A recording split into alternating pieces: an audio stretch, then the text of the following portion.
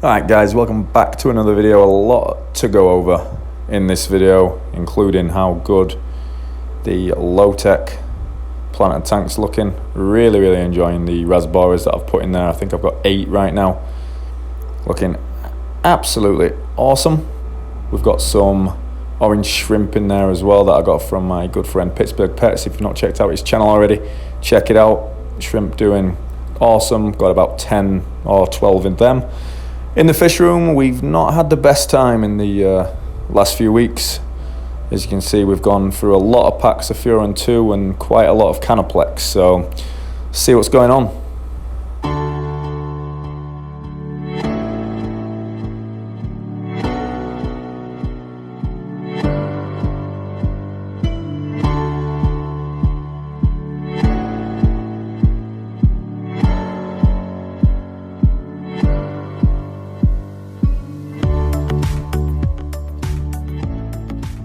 So I first started videoing about 3 or 4 days into the entire issue. Basically, what I think happened was I went back home to England for a week about 4 weeks ago. My wife carried on feeding for about 7 days, even though one tank had stopped eating. I think the issue stemmed from there, and then when I was doing water changes, I were transferring hoses and stuff like that between tanks, and I think that's how it spread. Not too sure what it was, whether it was columnaris or septicema, unsure, but anyway, the fish looked absolutely horrendous. This is about 3 or 4 days into the treatment, like I'd say, and you can see some of the fish that I put in these nets were in pretty bad shape. You can see some dots on some of the blue neons, and the shaking and shimmying, it just wasn't good, and to be honest, I lost quite a lot of fish.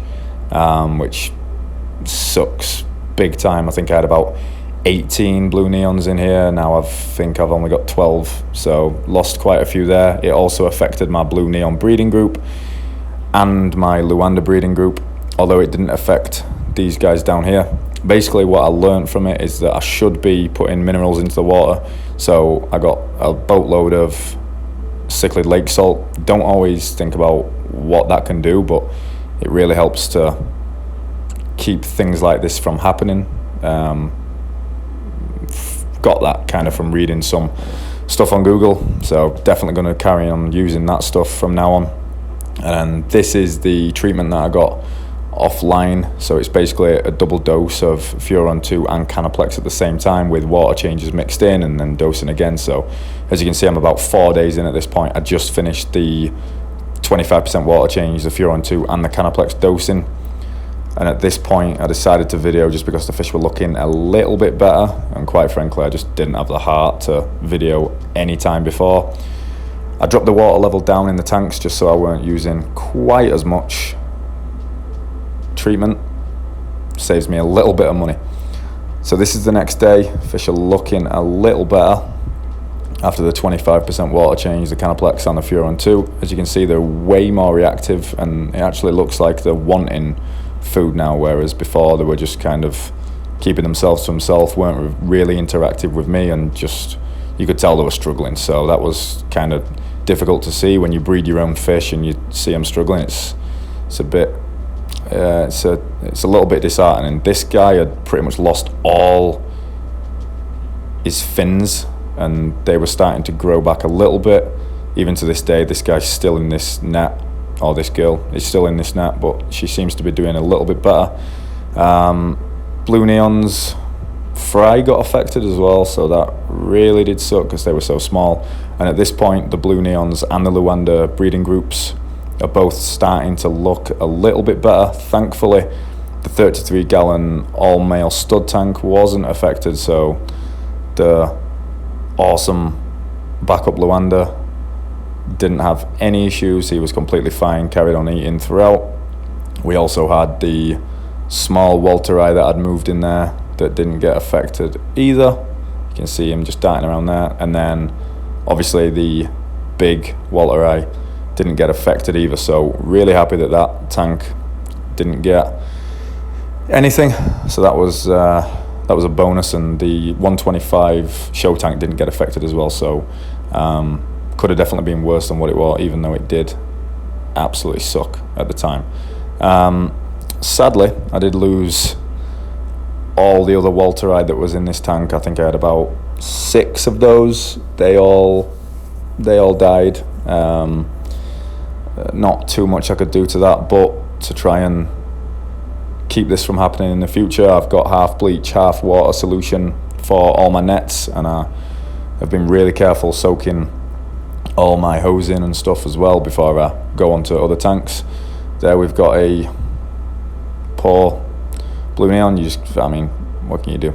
Can't do anything about it. Just sucks. Part of fish keeping, I guess. And the wife is under strict instructions to not carry on feeding when the fish stop eating whenever I'm away, and she just needs to let me know, because I think that's how it all stemmed.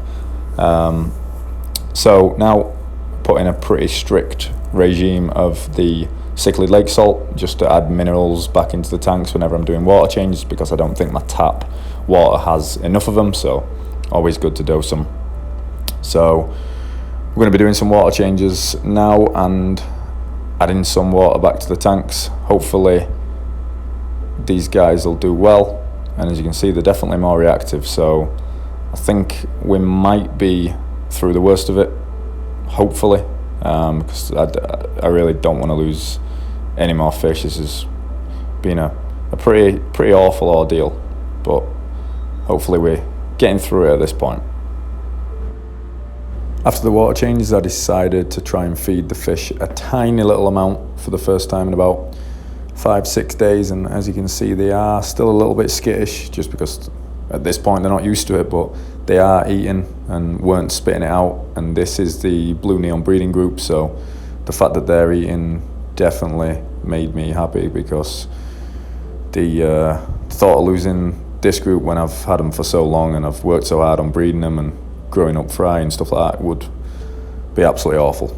As I said, the 125 gallon tank's doing brilliant. Now a few days later, tanks are doing great. The Luanda group's eating, the blue neon group's eating, which is awesome. The 20 gallon with the blue neon fry seem to be doing all right. Still not tip-top condition, but look to be on the mend.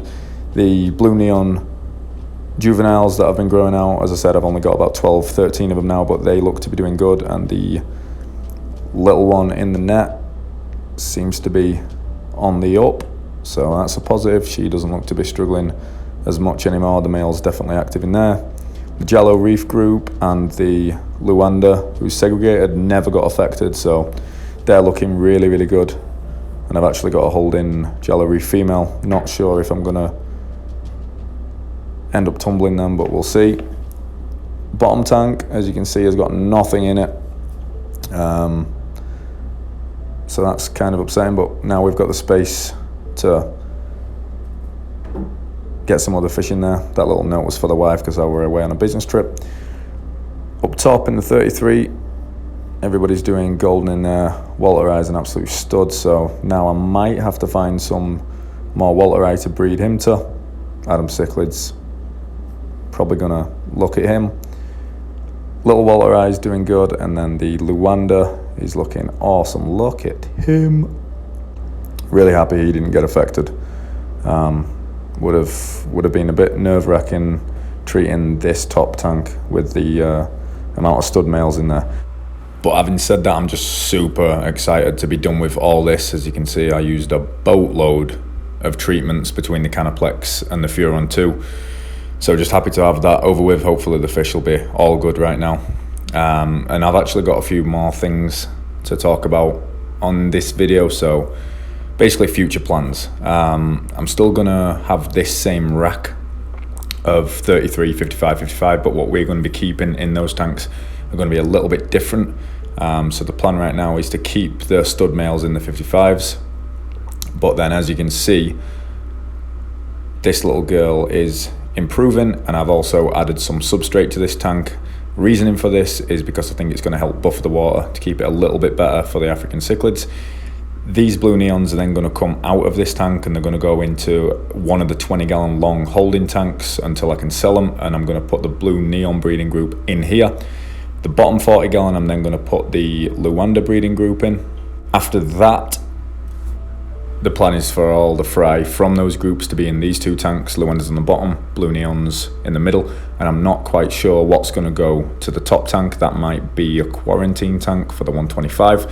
33 is going to stay the same, stud males in there. The 55 gallon and the bottom 55 gallon is then going to be show tanks, but for the fish that are in the 125 right now. So I'm thinking in the bottom 55 we're going to have Bubba the blood parrot, the rainbow shark, and a few others, whereas the middle tank is going to be my haplochromus tank. So in there I'm going to have the jallow reef, the star sapphire, and those fish. And in here we're still going to have this killer looking Walter Eye, because he's just looking awesome. Just thought I'd show you him real quick. I mean, those fins, ridiculous. Basically, this whole move is to make room for what I'm wanting to do in the 125, and that is to turn this tank into a planter tank. So this could be the last time you're seeing all these guys in the 125. So if you are a huge fan of these guys, make sure you take note. Obviously going to keep the Luanda, we're going to keep the blue neon that I bred, we're going to keep a lot of the same fish in there. We might have to sell a few. Let's actually turn the light on real quick in here so you can get a better view of them. But a lot of these fish will be staying, and I'll be keeping a lot of them. You know, the Adam Cichlid Sunshine and the Bally Eye and the Red Empress obviously are going to be staying. But I just kind of want to try something different in this tank, and as you can probably tell, I've been getting into the planter tanks the last few months here.